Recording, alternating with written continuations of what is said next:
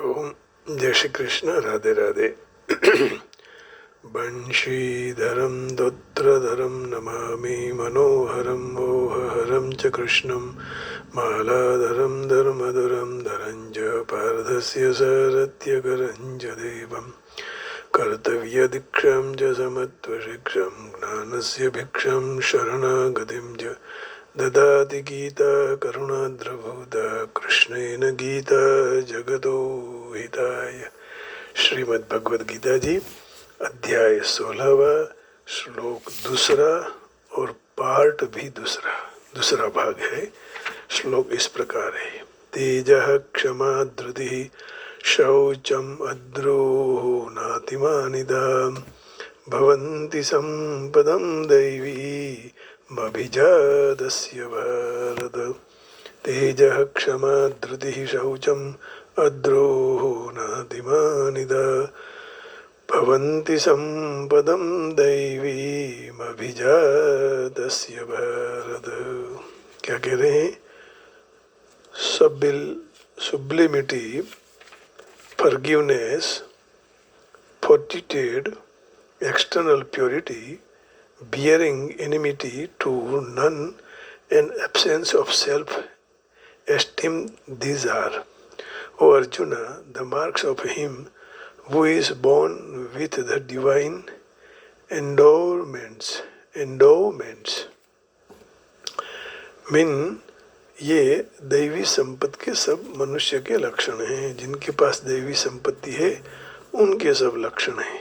यहाँ क्या कहते हैं? आइए। Forgiveness, fortitude, cleanness and freedom from envy and from the patience for honor, these transcendental qualities, O son of Bharata, belong to godly men endowed with divine nature. दैवी संपत्ति की ये सारे लक्षण हैं। आइए अब दूसरा भाग का प्रारंभ करते हैं। तो यहाँ कहा कि तेज प्रभाव, क्षमा, धैर्य और देह शुद्धि, शत्रु भाव और मान की अपेक्षा नहीं रखना है। ये भरतवंशी, यह दैवी संपदा से प्राप्त हुए मनुष्य के लक्षण हैं। अब यह चर्चा हम ये कह रहे थे कि जब दुर्गुण दुराचार सर्वथा नष्ट हो जाते हैं तो सद्गुण सदाचार अर्थात दैवी संपत्ति अपने आप प्रकट हो जाती है। तो परमात्मा कहते हैं भवन्ति संपदम दैवीम अभिजातस्य भारत। भवन्ति संपदम दैवीम अभिजातस्य भारत। भगवान कह रहे हैं कि हे अर्जुन, यह सब दैवी संपत्ति को प्राप्त हुए मनुष्य के लक्षण हैं। परमात्मा प्राप्ति का उद्देश्य होते ही दैवी संपत्ति के लक्षण साधक में स्वाभाविक आने लग जाते हैं। तो जिसके साथ जैसे हम घूमेंगे फिरेंगे विचारेंगे उनके सब सद्गुण दुर्गुण हमारे साथ आएंगे ही। तो कई लक्षण पूर्व जन्म के संस्कार से प्राप्त होते हैं और प्राप्त होते हुए के बाद जागृत होते हैं, परंतु साधक उन गुणों को अपना नहीं मानता है और न उनको अपने पुरुषार्थ से उपार्जित मानता है, परंतु गुणों के आने में भगवान की कृपा ही मानता है। कभी ख्याल करने से साधक के मन में ऐसा विचार आता है कि मेरे में पहले तो ऐसी वृत्तियां नहीं थी, ऐसे सद्गुण नहीं थे, फिर मुझ में कहाँ से आ गए? तो ये सब भगवान की कृपा से आते हैं। ऐसा अनुभव होने से साधक को दैवी संपत्ति का अभिमान नहीं होता है।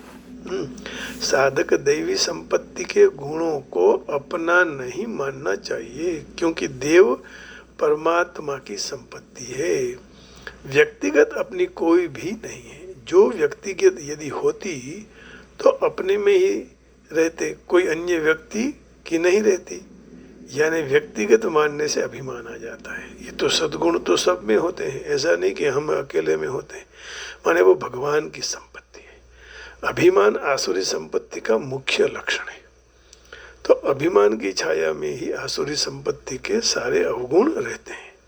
जो देवी संपत्ति से अभिमान आसुरी संपत्ति से पैदा हो जाए तो फिर कभी भी कभी दूर नहीं होगी, परंतु दैवी संपत्ति से आसुरी संपत्ति कभी भी उत्पन्न नहीं होती है। परंतु दैवी संपत्ति के गुणों के साथ साथ आसुरी संपत्ति के जो अवगुण रहते हैं उनसे गुणों का अभिमान पैदा होता है।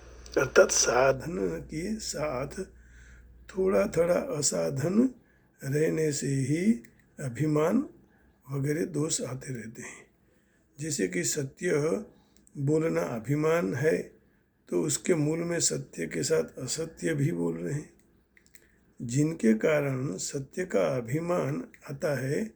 तात्पर्य यही है कि दैवी संपत्ति के गुणों को अपने मानने से हम उनके अवगुण करते रहते हैं।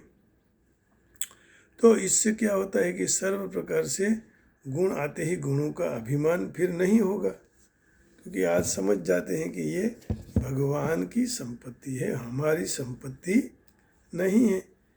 ईश्वर के सिवाय ये किसी की संपत्ति हो ही नहीं सकती, क्योंकि यदि एक व्यक्ति में संपत्ति ऐसे गुण होते तो समझते कि भाई इस व्यक्ति में इतने सारे गुण हैं, लेकिन यहाँ तो ऐसा तो है ही नहीं, है ना। ये तो सब में होते हैं, किसी में कम किसी में ज़्यादा। तो यहाँ दैवी संपत्ति कहने का तात्पर्य यही है कि यह भगवान की संपत्ति है। इसलिए भगवान का संबंध होने से, उनका आश्रय लेने से शरणागत भक्त में तो स्वाभाविक ही आ जाते हैं। जैसे शबरी के प्रसंग में राम जी ने कहा, नवमी भगति कहूँ तो ही पाही, सावधान सुनु धरु मन माही। नवधा भगति कहूँ तो ही पाही, सावधान सुनु धरु मन माही। नव महु एकऊ जिन्हके होई, नारी पुरुष सचराचर कोई। सोई अतिशय प्रिय भामिनी मोरे, सोई अतिशय प्रिय भामिनी मोरे। सकल प्रकार भक्ति दृढ़ तोरे, सकल प्रकार भक्ति दृढ़ तोरे। सोई अतिशय प्रिय भामिनी मोरे। सकल प्रकार भक्ति दृढ़ तोरे। नवधा भगति कहूँ तो ही पाही, सावधान सुनु धरु मन माही। मंगल भवन अमंगल हारी, द्रवहूँ शुद्ध शरद अजीर बिहारी। तो मनुष्य, देवता, भूत, पिशाच, पशु, पक्षी, नारकीय जीव, कीट, पतंग, लता, वृक्ष आदि जितने भी स्थावर जंगम प्राणी हैं, उन सब में अपने अपने योनि के अनुसार मिले हुए शरीर रुग्ण और जीर्ण होते होते मैं ही अकेला रहता हूँ, मेरे ही प्राण रहते हैं।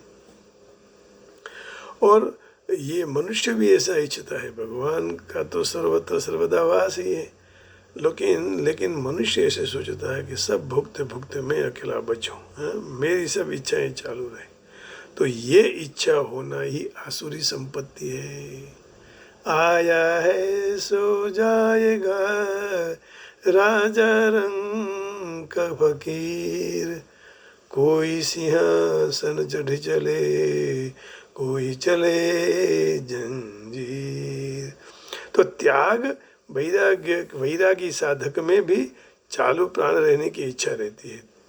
त्यागी और वैरागी वो भी कि हम जीते रहे गंगा के तट पर और व्रत करते रहे, जप करते रहे, परंतु उसमें प्राण पोषण बुद्धि की इंद्रिय की लोलुपता नहीं रहती है, क्योंकि उनका उद्देश्य परमात्मा होता है, न शरीर और न संसार। जब साधक भक्तों का भगवान में प्रेम हो जाता है तब भगवान प्राणों से भी प्यारे लगते हैं। यज्जिर्यत्यपि देहेस्मिन् जीविता सा बलीयसी, ये सबकी इच्छा होती है कि मैं जीता रहूं, मैं मरूं नहीं, है ना।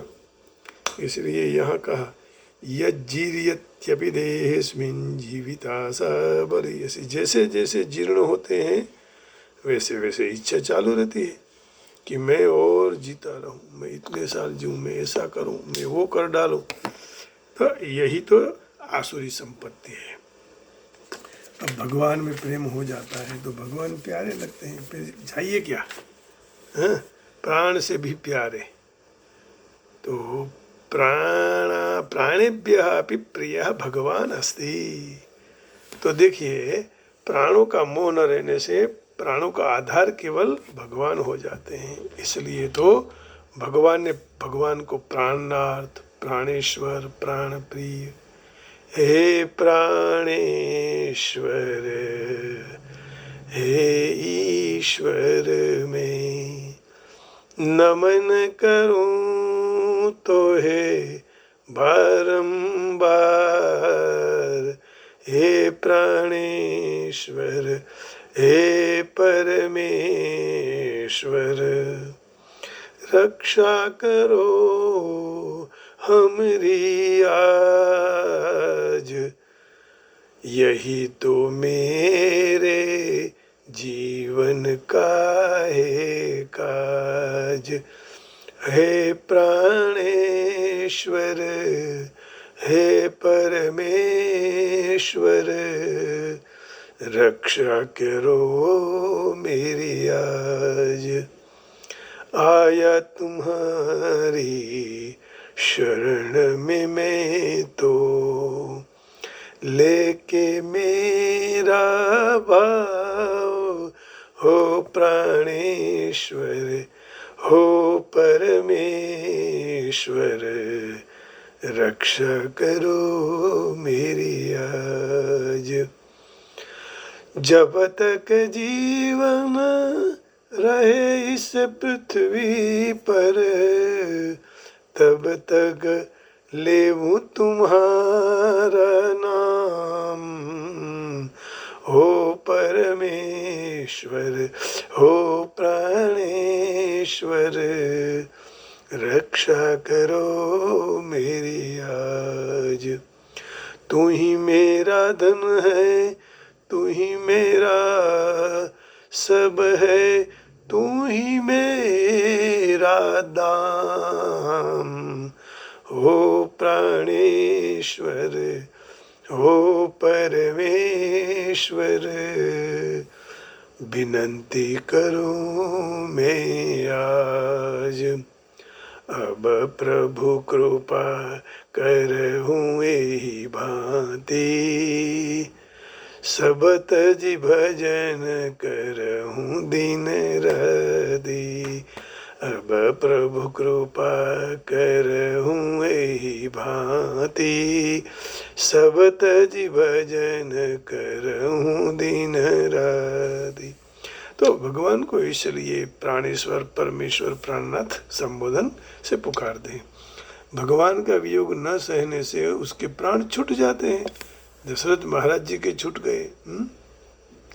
क्योंकि मनुष्य जिस वस्तु को प्राणों से भी बड़ी मान लेता है तो फिर उसको प्राणों का भी त्याग करना पड़ता है। जैसे पतिव्रता स्त्री अपने पति के प्राणों से भी अपने खुद को, पति को प्राणों से भी प्राणनाथ मानते हैं। वो है तो नाथ हैं, प्राणों के भी नाथ, नहीं तो जब वो चले जाएंगे तो प्राण नहीं रहते। तो उनके प्राण, शरीर, वस्तु, व्यक्ति आदि में मोह नहीं रहता है। इसलिए पति के मरने के बाद उसके वियोग में प्रसन्नता पूर्वक वो सती हो जाती है।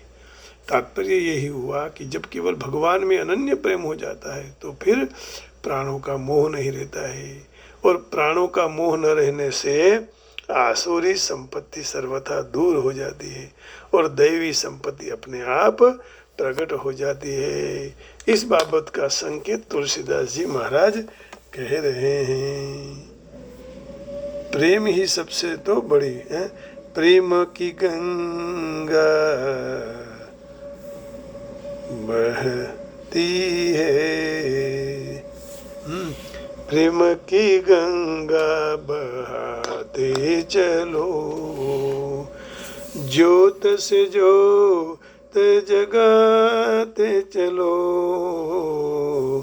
प्रेम की गंगा बहाते चलो, प्रेम भगति जल बिनु रघुराई, अभियंतर मल कबहु न जाई, प्रेम भगति जल बिनु रघुराई, अभियंतर मल कबहु न जाई। तो यहाँ इस श्लोक का भी भाव अर्थ भगवान के चरण में समर्पित करते हैं। तेज क्षमा धृति शौचम अद्रोह नातिमानिदा, भवन्ति संपदं दैवीं अभिजातस्य भारत। अब प्रभुपाद जी क्या कह रहे हैं वो थोड़ा भाव उनका भी देख लेते हैं। ये पार्थ दंभ दर्प अभिमान क्रोध कठोरता अज्ञान यह सब आसुरी प्रकृति वाले के गुण है, ऐसा उन्होंने कहा। अद्रोह, लेकिन जो तेजस, तेज क्या है, संतों के संग में आने से अपने दुर्गुण भी चले जाते हैं, उसको तेज कहते हैं। इसका भाव पहले ही पूरा कर दिया गया था तो मुझे जरा पता नहीं रहा। आइए अब भगवान का थोड़ा हम संकीर्तन करेंगे।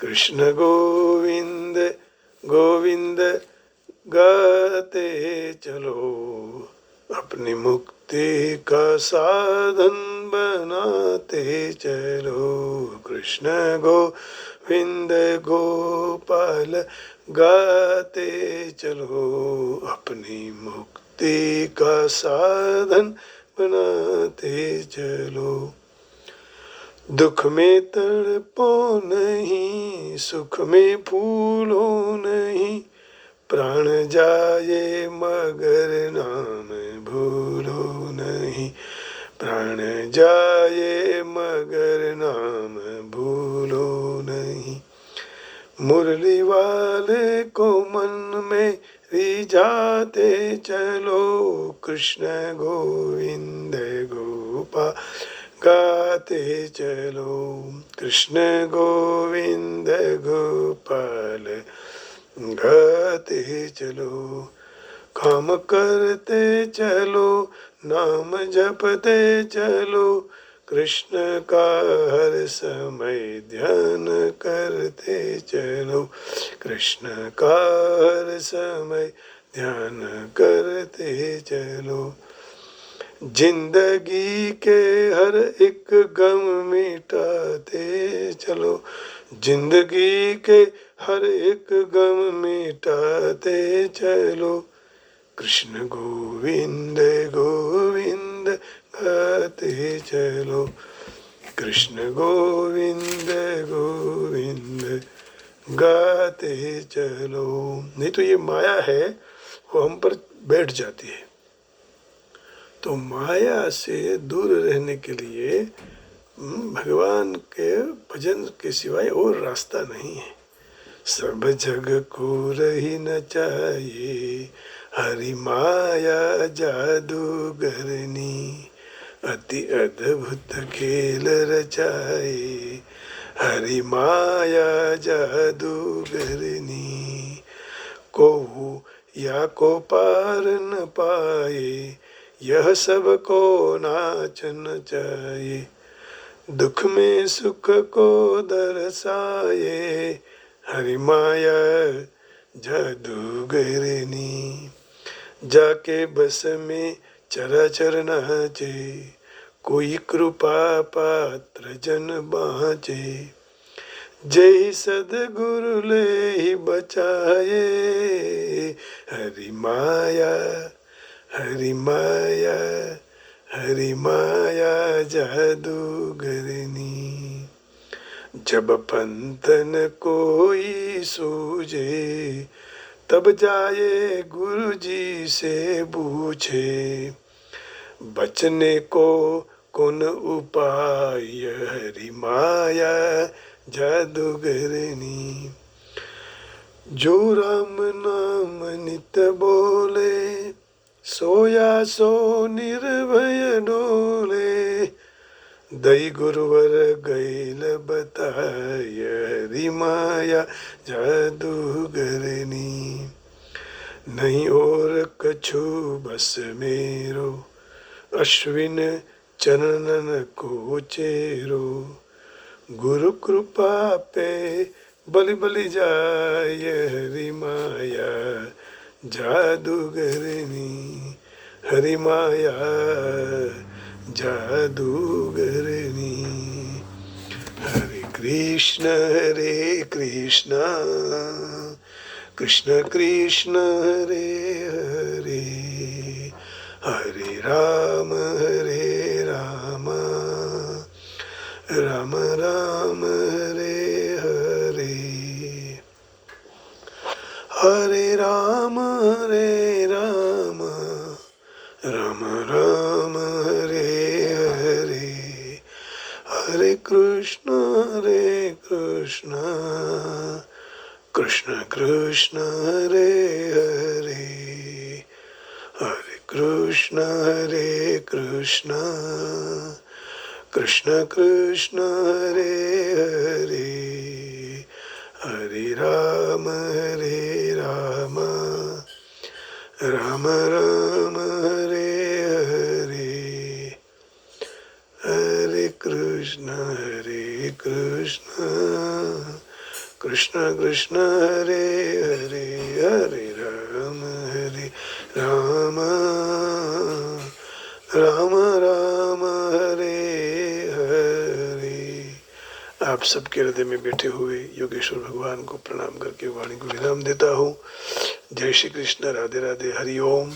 जय योगेश्वर, ओम नमो नारायण, जय गिरनारी, राम राम जी, ओम नमः शिवाय। बाके बिहारी लाल की, बरसाने वाली की जय, गीता मैया की जय।